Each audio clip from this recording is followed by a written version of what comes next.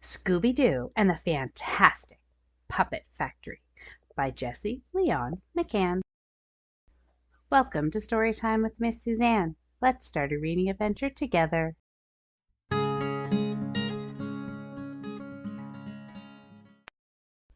Welcome, my friends, and thank you for joining me on a reading adventure with Scooby-Dooby-Doo. And this one is about a fantastic puppet factory. I hope we don't get too scared.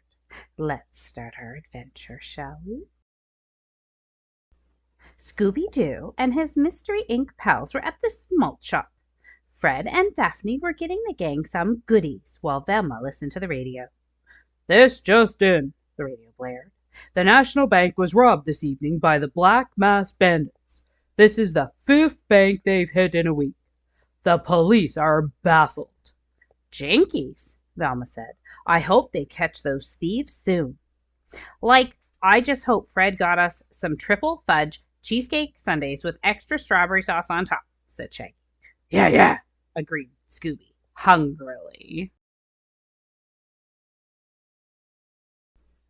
Just then, the gang was joined by Miss Jenkins, a kindly old lady who lived down the street. She looked really worried. "I'm so glad I found you kids," Miss Jenkins said. "Teddy, my poor kitty, is missing. Won't you find him for me?" "Man, that's like the kind of mystery I dig the most. No ghosts, ghoulies, or goblins," said Shaggy bravely. "Don't worry, Mrs. J. We'll find Teddy for you." "Oh, thank you," said Miss Jenkins gratefully. "I last saw him in front of the abandoned puppet factory on the corner of Pittman Street." The gang looked up and down the street for Teddy. As they were searching, they met 2 security guards, Biff and Bob. "We were hired to patrol all the buildings on this street," Biff told them, "but we haven't seen any black and white cats." "I'd stay away from that old puppet factory if I were you," said Bob. "We keep hearing strange noises around there, like it's haunted or something." Haunted?" Shaggy cried. "Maybe we should look for Teddy somewhere else, like at home, in bed, under the covers." Huh? Scooby nodded and gulped. "Let's go." "I think we should check in the alley," Velma explained. "Cats like to hang out there." They looked under big cardboard boxes and in dumpsters. They called Teddy's name softly. "Teddy!" But suddenly a window in the building next door flew open and a woman stuck out her head. "Quiet!" she screeched. "I'm sick of all the comings and goings through that door at all hours of the day and night." "Hey, look," Fred said as the woman slammed the window shut. "The factory door is open. Let's take a look inside. Teddy might have wandered in and gotten trapped." The factory was a little spooky inside. Many of the puppets looked almost real in the moonlight.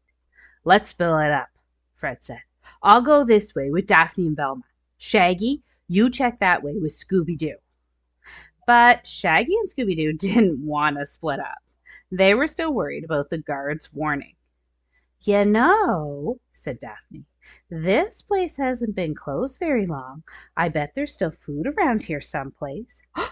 "Why didn't you say so?" Shaggy cried cheerfully. "Come on, Scoob, let's take a look around."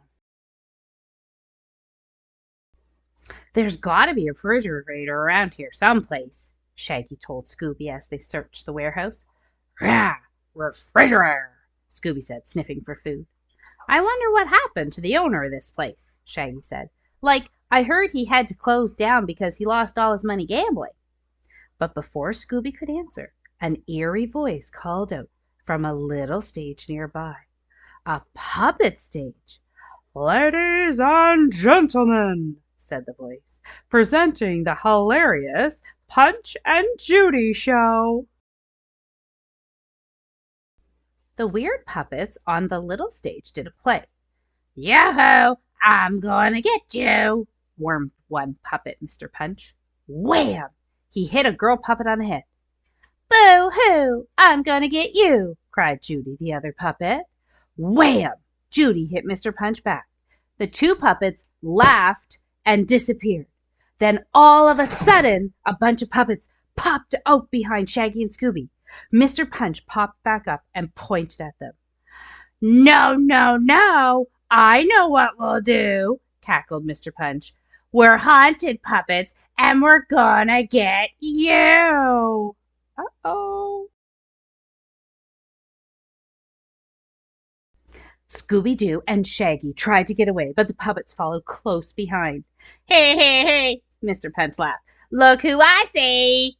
The puppets swung at Shaggy and Scooby with their little clubs. Shaggy and Scooby grabbed some empty paint cans and put them on their heads as helmets.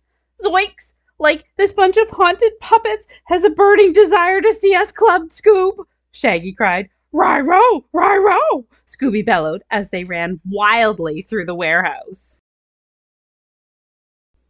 Meanwhile, Fred and the girls were searching another area of the factory.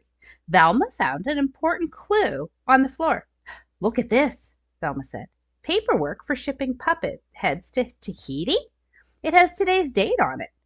Before Velma could say more, a spotlight came on, shining right in Fred, Daphne, and Velma's eyes. It was coming from a platform above, where a ventriloquist dummy was sitting. Greetings, the dummy said all by himself. I'm afraid you've come to the wrong place at the wrong time. The talking dummy wasn't the gang's only surprise. Mrs. Jenkins' cat, Teddy, was sitting on its lap. Oh! Who are you? Asked Daphne. What do you want? I am the leader of the haunted puppets, the dummy said. We turn anyone who comes into our warehouse into haunted puppets, too. We don't believe in haunted puppets, Fred said. Whatever you're up to, you won't get away with it. We'll see about that, the dummy laughed as he pulled the switch. Ha, ha. Before Fred, Daphne, and Velma could get out of the way, a cage dropped from the ceiling and trapped them inside. The dummy pulled a few more switches. Wires dropped from the ceiling. On the ends of the wires were claws that grabbed the gang by their arms and lifted them up into the air. The wires picked up and put down the gang over and over again, making their arms and legs dance wildly. Dance, dance, laughed the dummy. Now you know how a puppet feels. Soon you will be a puppet too, when I cast my haunting spell on you. Ha, ha, ha. Fred, Daphne, and Velma started to worry they might be dancing like that forever. At the same time, Shaggy and Scooby were thinking they'd lost the creepy Mr. Punch and his crew. They were hiding in the costume room, but when they stopped to take breath, Mr. Punch popped out at them again. Hey, hey, hey, you can't lose me, giggled Mr. Punch. I am Mr. Punch, you see. Like, run, Scoob, run, Shaggy cried. Ring, Scooby yelped. Shaggy and Scooby didn't know it, but they were heading right into the arms or legs of danger. Creepy spider puppets were coming for them. Crash! Scooby and Shaggy collided with the huge spiders. They all fell to the ground in a pile. Help! Help! Shaggy yelled. These hairy horrors have me trapped in their web. Ree-hoo! Ree-hoo! Cried Scooby. Shaggy stopped kicking. Hey, look, Scoob, he said. These puppets aren't moving. I guess they're not the haunted kind. Oh, yeah, Scooby said, relieved. Then they noticed, happily, that Mr. Punch had vanished. But they didn't have much time to relax because a giant dragon puppet was headed straight for them. It roared and breathed fire as it flew over their heads. Then it turned and swung back around, aiming right for Scoob and Shag. Scooby and Shaggy ran straight into a wall. Slowly, they turned around and looked right into the eyes of the ferocious dragon. Like, goodbye, old pal, Shaggy said. I guess this dragon is gonna have himself a Scooby and Shaggy-Doo barbecue. Oh, no, Scooby cried, covering his eyes with his paws. Whoosh! The dragon blew fire at them. Meanwhile, the dummy had left Fred, Daphne, and Velma hanging from the wires. They could hear him laughing in the distance. "We've got to find a way to get down from here," said Fred. "I've got an idea," said Daphne. She reached around carefully and took off one of her shoes. Then she threw it toward the wall. The shoe hit one of the switches near the dummy's platform. In a split second, Fred was released from the wires. "Good shot, Daphne!" Fred cheered. "I'll have you two down in no time." "We've got to warn Shaggy and Scooby about that crazy dummy," Daphne said once they were all free. "Hey, I think I found another clue," said Velma, looking at a puppet head she'd pulled from a crate. "This head has money stuffed in it. Why would someone do that?" Instead of an answer, the gang got a big surprise. Mr. Punch and some other puppets popped out from behind the crate. "More visitors? Well, well, well," Mr. Punch sneered. "We'll get them here and now, so they'll not tell." "Run, gang!" Fred yelled. The gang quickly hurried away, leaving the puppets behind. Luckily, they escaped in the nick of time. "You got away, tee-hee, tee-hee," Mr. Punch cackled. "But we'll get you. Wait and see." "What are we going to do now?" asked Velma. "I think the answer is right in front of us," Fred said, pointing. "Look, it's Biff and Bob, the night watchmen. They'll help us." The gang told the guards what they had seen. When they finished, the guards didn't answer. In fact, they didn't even move. "What's wrong with them?" Daphne asked worriedly. "I'll tell you," said a creepy voice from behind them. When Fred, Daphne, and Velma turned around, they were face to face with the dummy, Mr. Punch, and their crew once more. "We've turned them into puppets," said the dummy. "Yes, indeed, indeedy-do," laughed Mr. Punch. "And now we'll turn you into puppets, too." Meanwhile, the dragon had almost caught up with Shaggy and Scooby, but before it could blast them with its fiery breath, they dropped to the ground and crawled under its belly. They ran with all their might, trying to lose the huge, beastly puppet. Then all at once, Shaggy and Scooby tripped over an old dummy lying on the ground. They flew through the air and landed in a rolling cart. The cart took off like a shot, and it was moving so fast they soon left the dragon far behind. "Look out!" Scooby cried. There was a lion in the cart, but it was just a puppet head. Scooby quickly tossed it away. "Like gangway!" Shaggy hollered as the cart zipped along. Just as the dummy and his puppets were reaching for Fred, Daphne, and Velma, their friends Shaggy and Scooby raced by in the rolling cart. "Like, anybody need a ride?" Shaggy cried. Fred, Daphne, and Velma leapt into the cart. They all sped away from the angry puppets. "Nice going, Shaggy and Scooby," Fred said as they all raced along. "I only have one question. Now, how do we stop this thing?" "I was afraid you were going to ask that," said Shaggy. "Row!" Scooby moaned. Crash! The cart ran into a wall and tipped the whole gang onto the floor. "Well, that was a bumpy way to escape, but I guess we're okay," Daphne said as they got to their feet. "Never mind the bumps," Shaggy said. "Look, snacks!" "Whoa, boy! Whoa, boy!" Scooby cheered. "The machine's out of order. I'll just leave the money and the coin return," Shaggy exclaimed, reaching his arm into the vending machine.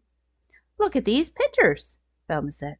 "Someone who worked here spends a lot of time on the beach." Suddenly, the dragon appeared overhead and let out a scorching blast. Shaggy wanted to run, but his hand was stuck. Scooby grabbed him and tugged with all of his might. Ugh! But Shaggy wouldn't budge. "Zoinks! Pull, Scoob!"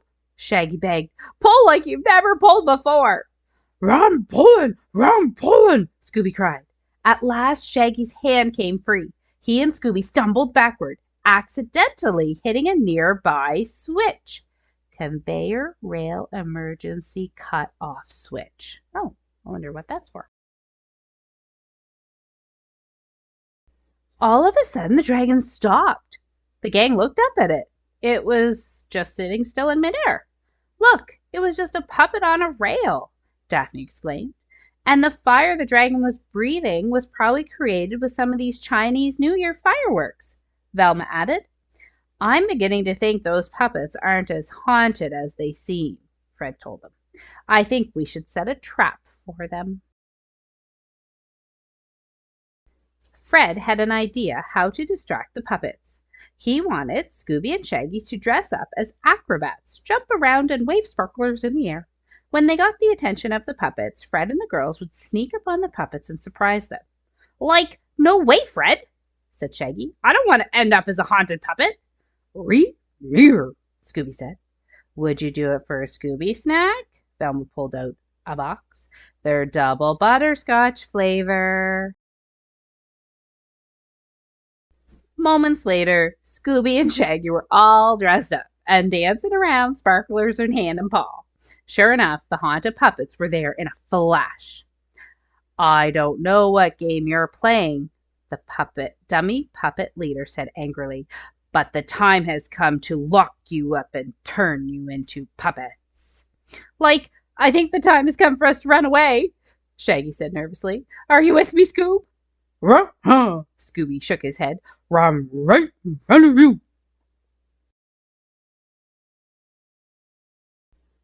Just as Scooby and Shaggy started to flee, 3 policemen appeared out of nowhere. Everybody freeze! Shouted one of the policemen. Everybody run! Shouted the dummy. Teddy the cat, who had been sitting quietly nearby, was frightened by all the noise. He jumped right on Scooby's head. Scooby tripped and fell towards the box of fireworks. Shaggy tried to catch Scooby and Teddy, but he went tumbling too. As they fell, one of the sparklers fell into the box of fireworks. It lit a fuse, and boom, bang, blam! The fireworks went off, exploding in colorful lights and patterns all over the factory. Don't shoot! Don't shoot! Someone yelled, We give up! A bunch of men ran out from behind the boxes and crates. They all had enormous puppets on their hands. We confess, said a man with the dummy on his arm. We're the bank robbers. We did it. All right, don't move, said one of the police officers. Shaggy, tie up these criminals. There, all tied up and prison bound, said Shaggy when he finished the last knot. But how do you cops know my name? Because we're not really policemen, Fred said as he, Daphne, and Velma stood up, holding the policemen in their arms. These are puppets. We found them in the costume room, and we realized they'd be perfect for tricking whoever was actually working the haunted puppets. The 2 guards are actually puppets, Velma explained. The haunted puppets are really the bank robbers, the owner of this factory and his men. They were going to smuggle all the money they'd stolen out of the country and live in the tropics. They just made up the haunted puppet story to keep people away while they robbed banks, Daphne said as the real police took the robbers away.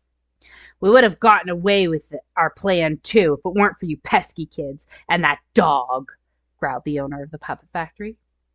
Just think, we solved another mystery and returned Teddy to Mrs. Jenkins, Fred said. Mrs. Jenkins was overjoyed. I'm the happiest woman in town, thanks to you kids. Shaggy smiled. And no strings attached, thanks to Scooby-Doo. Scooby-Dooby-Doo, cheered Scooby-Doo. Jinkies, that's the end. Wow, my friends, that was quite an adventure with Scooby-Doo and the gang. All those puppets were so convincingly haunted. They were super scary, and the puppet factory was a very, very, very weird place for them to be. I think I would have turned around and left right away, would you? Yeah, and when I hit the spiders, that would have been it for me. Well, I hope nobody goes into a haunted puppet factory and meets any haunted puppets this Halloween. And I hope everybody has great trick-or-treating. And we'll see you next time on Storytime with Miss Suzanne. Have a great day, my friends.